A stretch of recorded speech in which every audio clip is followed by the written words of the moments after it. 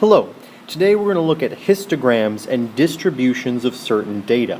And what I have here on the left is a list and tally marks of the height of the sophomore boys I sampled and asked them their heights. So you can see how there was one sophomore boy who answered that he was 5'3". Meanwhile, there were two sophomore boys that answered that they were 6'3". And so let's look at the distribution of this data we get by creating a histogram.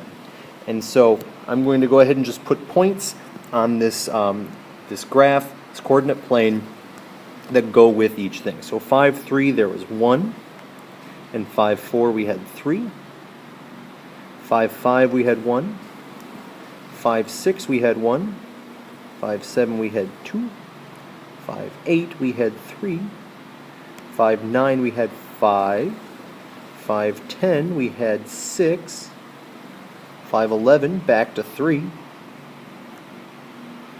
Let's see, 6'0", we had 1, 6'1", we had 1, 6'2", we had 3, and 6'3", we had 2.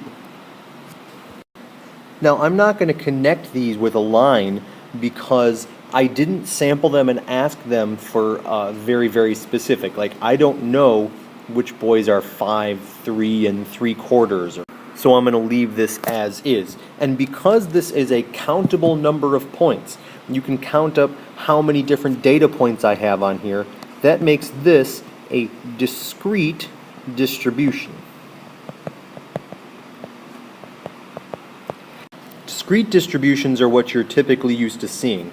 I have them as just dots on a coordinate plane, but typically you're used to seeing them as bar graphs. Okay, so that's what a discrete distribution is. And it kind of shows you how this data is set up. We have a peak. The biggest peak occurs at 5'10", right here. Another peak occurs at 5'4", and another peak occurs at 6'2".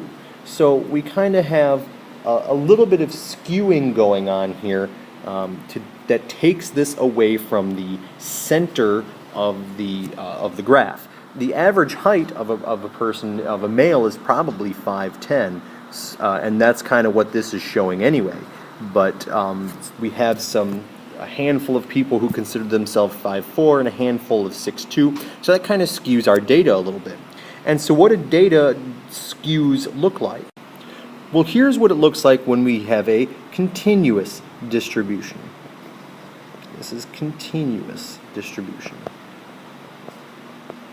And you know it's continuous distribution. We know it's continuous because the line is connected. It's a smooth curve that we have in all three of these graphs. Now, the one that we had on the previous page, it looked close to a normal distribution. And that's when it kind of peaks in the middle and then just gets lower as it goes from there. Okay? So that's what a normal distribution looks like. It's sometimes referred to as a bell curve because it kind of looks like a bell. Okay? These other two are skewed in different fashions. All right? So you can see how the one up the top is kind of has its peak over here to the left. Well, it's considered to be positively skewed or skewed to the right. And now that doesn't seem to make a whole lot of sense, does it? Because the peak is over there on the left side. But it's considered positively skewed and skewed to the right because the tail end of it is pointing to the positive direction, and it's also pointing to the right. So that's where that comes from.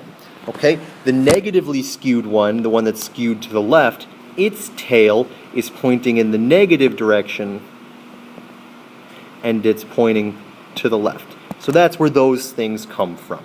And that's our lesson on distributions.